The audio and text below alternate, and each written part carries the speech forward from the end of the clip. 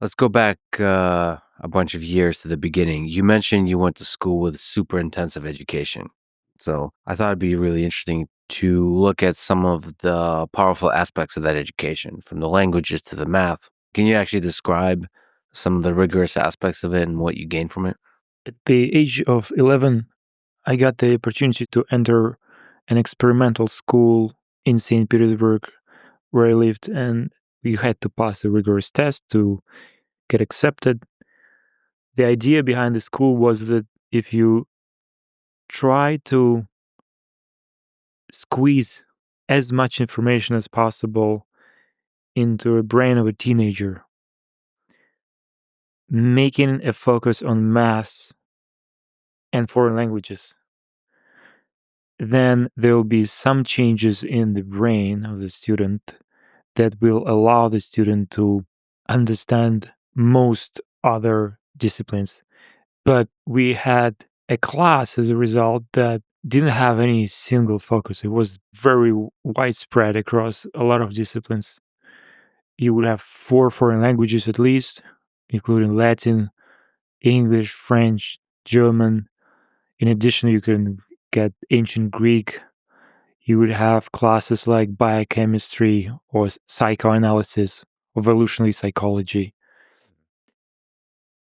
The difference of this class as opposed to other classes in the same school, which was part of the St. Petersburg State University and called academic gymnasium, was that unlike other classes which were specialized in some single subject like physics or maths or history, this one tried to get the best from all of these specialized classes and bring it into one curriculum.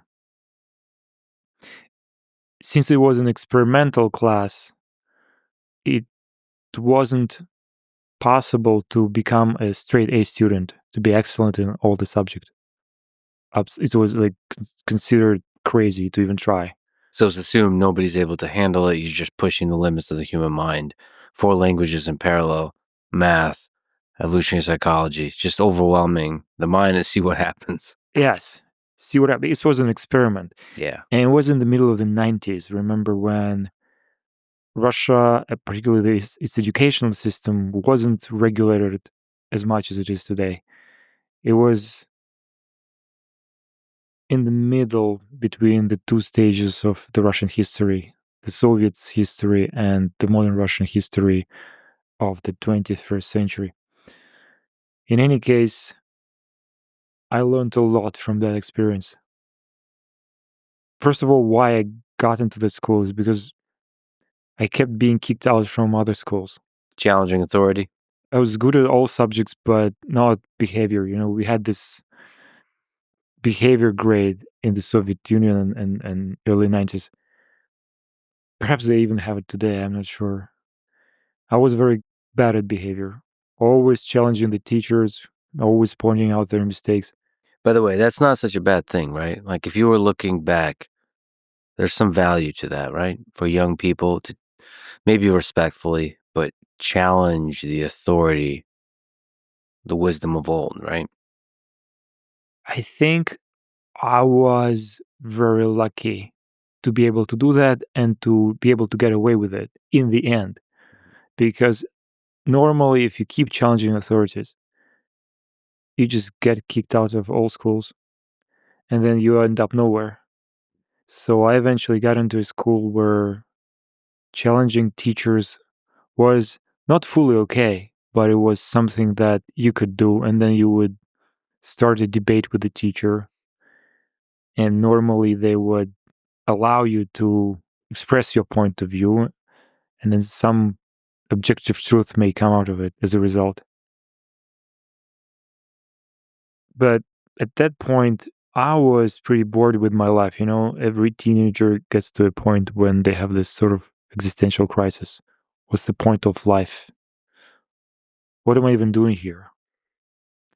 At some point, I decided, since I have to go to school anyway, I might as well try to do something impossible and become the best student and get an A or what we called 5 in the Russian system, on every single subject. And that kept me busy for a while. It was incredibly difficult because you didn't have enough time. Even if you just studied all the time, not doing anything else, you didn't have any time left to prepare all the homework, tasks, and get ready for all the tests. So I ended up using the breaks between classes, but I get to the result I wanted to get to.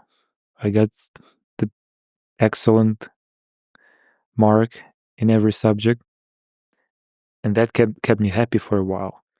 What did you understand about an effective education system from studying foreign language at the same time, doing such a diversity? Like if you were to design an education system from scratch for young people, especially in the 21st century, what would that look like? You posted about the value of mathematics as a foundation for everything. Yeah, I still think math is essential. It's something that shapes your brain.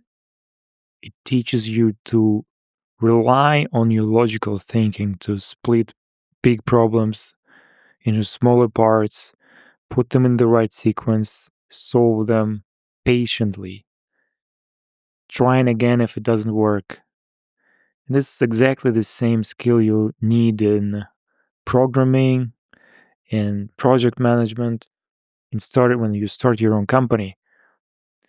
And it's one of the few subjects at school which encourages you to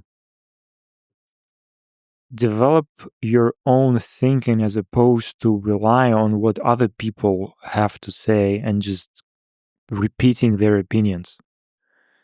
That is extremely valuable. And of course, once you're good at math, you can apply it in physics, in engineering, in coding. And it's not surprising that most of the most successful tech founders and CEOs are very good at math and coding, because ultimately it's the same mental skill that you rely on. But back then in the school, I realized something else as well. It's that competition is really important. Competition is key. This is what motivates a lot of teenagers when they're at school.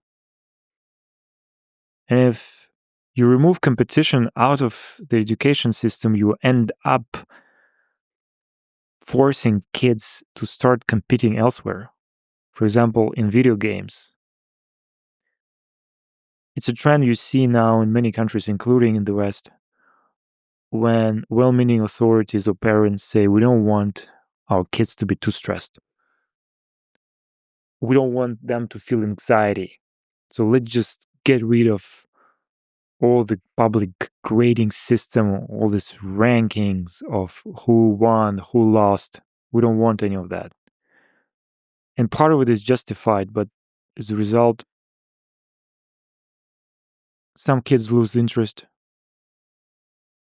Yes, you eliminate the losers, but you end up eliminating the winners as well. And then if you're overprotective of the kids in that age, they grow up, graduate schools, the universities, and they are still not prepared for real life, because real life is constant competition for jobs, for promotions, for customers, and it's more brutal.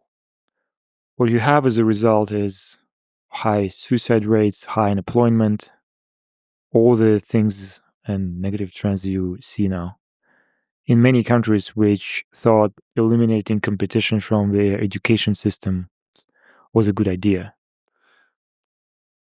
they still persist. They still think competition is a bad thing. They try to eliminate competition from their economy as well, to an extent, saying we're gonna make sure the losers don't lose and the winners don't get too much. But as a result, they make their entire systems less competitive, their entire economies. Some of them in Europe are now struggling to keep up with China, with South Korea, with Singapore, with Japan, and other places where the education system was based on ruthless competition. So this is a hard choice any civilization has to make.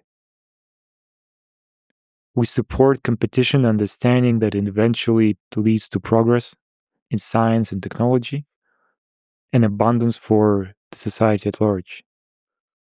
Or we remove competition, thinking that somehow we can shield the future generations from the stress that competition inevitably causes.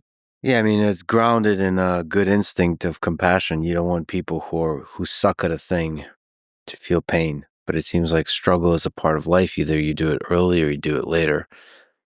And it's true. That's such a good point that competition does seem to be a really powerful driver of skill development. Like you mentioned, pursuing mastery. There's something in human nature that, especially for young people, if you can compete at a thing, you're going to be really driven to get good at that thing. If you can direct that in the education system, as China does, as many nations like you mentioned do, then you're going to develop a lot of brilliant people, resilient people, people that are ready to create epic shit in the world. I think there is a lot of evidence proving that we are biologically wired to compete and establish our understanding of what our qualities are and talents are in relation to other people around us. And this is one of the ways society self-regulates.